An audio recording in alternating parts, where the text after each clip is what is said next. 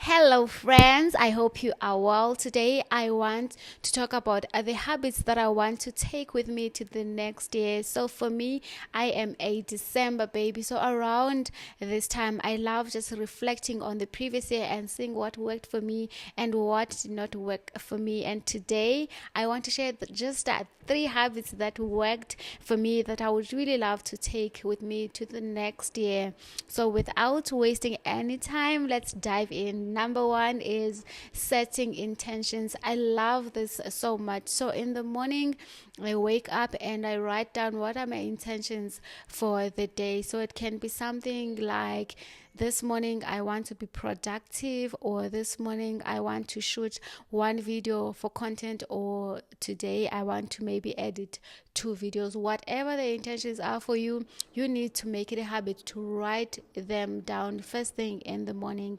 If you can write them down before you sleep, that is even a bonus, because you will marinate on those thoughts and you'll think, okay, if I want, for an example, be productive, what does that mean for me? What projects do I need to tackle first? What do I need to sacrifice? Because actually, we all have 24 hours in a day. So you need to know what to sacrifice. Like, you need to let go of the reality TV show for that day and focus on your project. You need to do that. So if you can think about that before you sleep, you will have even an amazing morning. So make it a point that you set your intentions each and every morning. Okay, and then the second one, which is also tied to setting the intentions in the morning, is in the evening you need to learn to reflect on your day. So look at your day and ask yourself what worked for you and what did not work for you. So let's say you wanted to focus on your project. Were you able to do that? If you were not able to do it, what were the blockers and what worked for you? How can you solve those blockers if you had any blockers for the day? That will help you to just improve on a daily basis. And also, when you focus on also the things that went well for that day, that will help you to also be grateful, and it will remind you that life is not too bad, because on each and every day there are great things that happen, and it will also motivate you to keep going on your goals when you remind yourself that, okay, this is the kind of a person that I wanted to be, and based on the actions that I took today, I was able to achieve ABC. And then the second, okay, I don't know if it's the second or third. Another habit that I want to take with me is I need to be mindful of my environment. I need to make sure that my environment is clean, because for me, a messy environment does not make me productive. Actually, it makes me cranky and grumpy and lazy and tired. So make sure that you clean your environment, whether it is your kitchen, your living room. And I feel like this does not only apply to your physical environment, it also applies to your mind. So take time to declutter your mind, take time to meditate and be still and listen to your heartbeat. Take time to just be quiet, take time to clean the environment around you, and I promise you this will help you so much. So when it comes to this, for me, I always make sure that before I sleep, I put the dishes. I always make sure that before I sleep, I put the dishes in the dishwasher or I wash them. That way, when I wake up in the morning, I don't have the baggage from the previous day. So try to clean your environment in your closet every now and then. Take time to organize.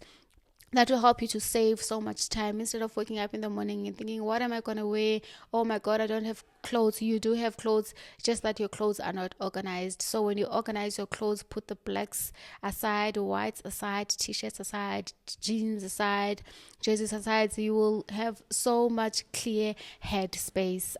And then the last one that I want to share is being connected to God. I love this so much. So I make an effort to connect to God, whether it is praying, whether it is worshiping, whether it is watching sermons. There were sermons that I have watched so much this year that I really recommend is definitely Sarah Jakes, and definitely from Sarah Jakes. Another one is Robert Madu, and who's the third one that I usually watch? Okay, I think for now, let's just go with those two. But you can watch any sermons that you like, and it will help you to also learn more about scriptures. Because sometimes when I read the Bible, to be honest, I don't understand what is happening there. There's that verse about the two ladies that had kids. There were two ladies that had babies, right? And then there were two ladies that had uh, newborn babies, right? And then one of them lost their baby, right? And when they discovered that they lost their baby, they swapped their kids around, right? And then in the morning, the one who okay, and then in the morning, one of them saw that, okay, my baby passed away. And then when they looked closer, they saw that, no, this is not my baby. And then they saw that, okay, this other one stole their baby. And then they went to the king to report what had happened. And then the king said, okay, you know what? Let's cut the baby in half. Bring me the sword and let's cut the baby in half. And then the one who was the real owner of the kid, who was the real mother to the kid, said, no, it's okay, just let her have the child. And the other one was like, yes, let's cut the baby in half and both of us will have half. And for me, I was like, oh my goodness, that is crazy. Like, what kind of things are we reading in the Bible?